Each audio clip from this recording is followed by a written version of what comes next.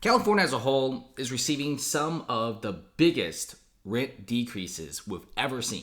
In fact, many states in the US and even places like New York City where people kept saying, oh, rents are dropping, real estate collapse, real estate crash. Manhattan prices are at all-time high, Brooklyn prices at an all-time high. So what are you going to say about that?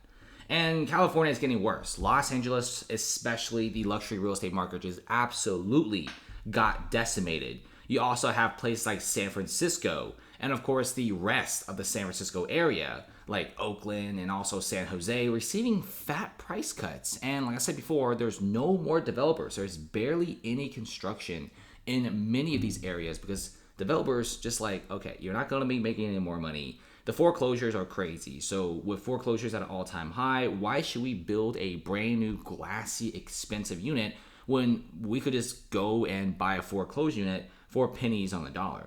And that's exactly what's happening here. Rent prices in San Francisco County fell by 4.3%. You also have places in Silicon Valley, right, where Apple, Google are located, like Palo Alto area. This is actually one of the better areas in the Bay Area.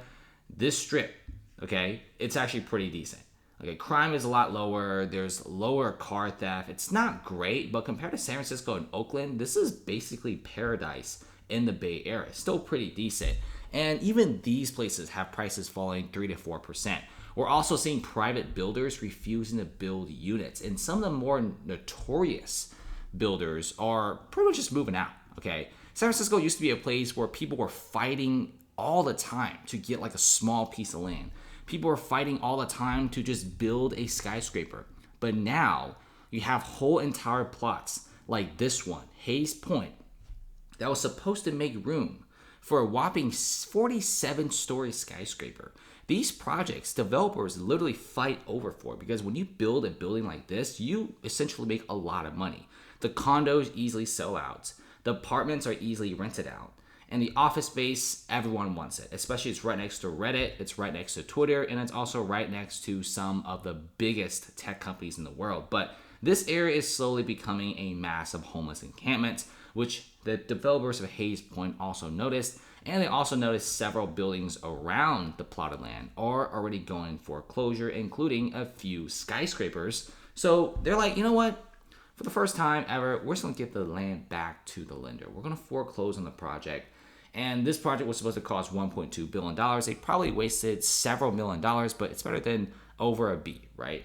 So we're seeing construction projects just halting everywhere. And upcoming construction projects from architects are also halted, like the one for One Oak, which is around the same area as Hayes Point. Now, if we check this out, we're going to be seeing many of the leases in San Francisco going to the dumpster. The office vacancies in San Francisco is crazy high. And it's not just San Francisco, guys. It's around the country. But places like New York City, vacancies are like 10, 12%. Hong Kong is another massive financial center. Their vacancies are 15%. But San Francisco's vacancies are going up towards 40%. Now, 10, 15% is already devastating. But when you have vacancies going up to like 40%, like, come on. Right? Many of these big tech companies, they don't want to stay in San Francisco. It's pretty simple. They all say the same thing, that it's just not a safe place to live. This place is crazy. We're seeing a lot of homelessness, a lot of crime, constant crime and theft everywhere, which pretty much makes San Francisco and the rest of the Bay Area really undesirable to live. And even Los Angeles is becoming a massive turnoff, with many people just leaving California in general. Miami and Austin and Las Vegas are the new hotbeds of development and real estate investing, alongside with tech and talent, especially Miami. You got Messi over there. Big soccer fans are going there. You're seeing tech companies going to Miami, finance companies going to Miami. So you're actually seeing a massive shift, right? The pandemic was really different because it showed people that they don't have to put up with what cities do. Some cities just don't care, right? They just have homelessness and drugs on the streets. They don't care. They're like, well, your job's here. You're going to have to deal with it, and we're not going to deal with it. And now people are just fed up. People don't want to stay here. They're like, okay, if you're not going to make a city good, we're just going to leave. And this is exactly what's going on. San Francisco still hasn't really gotten used to this, pretty much. San Francisco has always been, let's just keep the Tenderloin as an open-air drug market. Open-air drug market. Homeless encampments, cool, that's fine. But now people aren't putting up with it, and they're unused to this kind of behavior. And we're also seeing several other areas like Los Angeles seeing some of the biggest mansion tax effects. Luxury home sales in Las Vegas, which are sales above $5 million, has chilled. People are pulling their listings and people are done because LA needs money and they're adding a 4% transfer tax to home sales above 5%. And it's more than 4%, guys. Some even go up to 15% depending on the price of the home. And we all know that Los Angeles mansions are extremely expensive. Some go for almost $20 million, like this one, $18 million. Absolutely gorgeous. And they're going to be selling these for very, very expensive and high prices. I'm going to be seeing more of this, right? San Francisco is slowly doing the same thing. We're seeing San Francisco adding in like building inspection fees, adding in like 15%. Their refusal to lower property taxes despite building values are down like 50%. I mean, people really need a property price cut. But like I said before, many of these Cali cities just don't have that much money anymore. You're seeing a lot of money flowing out to other states. You're seeing very wealthy individuals moving out. And we're seeing one of the lowest real estate investing ever in California history. And for the first time in California, we're actually seeing a population halt. People are no longer moving to California. In fact, we're seeing more of an exodus than people coming in. And many companies are also refusing to headquarter in California, which really shows you that California, like for example, San Francisco, used to be a massive hotbed for tech. It's slowly becoming irrelevant, right? Many people are just kind of sick and tired of the whole San Francisco situation. And even Salesforce, San Francisco's biggest employer, who is pretty much a tenant of the Salesforce Tower, said it pretty well. They're like, when we have a massive AI event, San Francisco actually cleans up. But then when the event ends after 2 days, it just goes back to the normal crazy stuff.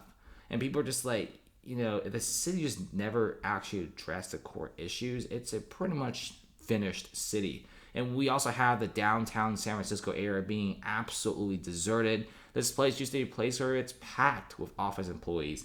Now 150,000 office employees no longer come to work in downtown San Francisco. Many just live in other parts of the Bay Area, especially Wine County is pretty popular. It's still pretty decent over there in my opinion. And also many people just simply leave out the state. We're seeing the rise of digital nomads. And we're going to be seeing a massive change from some of the biggest American cities, right? San Francisco, Los Angeles, San Diego, Seattle, many more of these cities, Sacramento. You're going to be seeing many people leaving these cities and going elsewhere. This is not necessarily a place where you want to stay and raise a family, for example. San Francisco is a fantastic area, right? It's a pretty good area if you've ever been here. It's great weather, great culture, and insanely good food. But it's not really going to be doing anything good for you if you move here. So far, you're already seeing a lot of small mom and pop shops leaving and construction at an all-time low. This is just not a city to be in. But let's just see what happens, right? If San Francisco does some of the biggest drastic changes, then we could be having a massive revival of the city. But the chances of that, according to many of you viewers, are extremely low.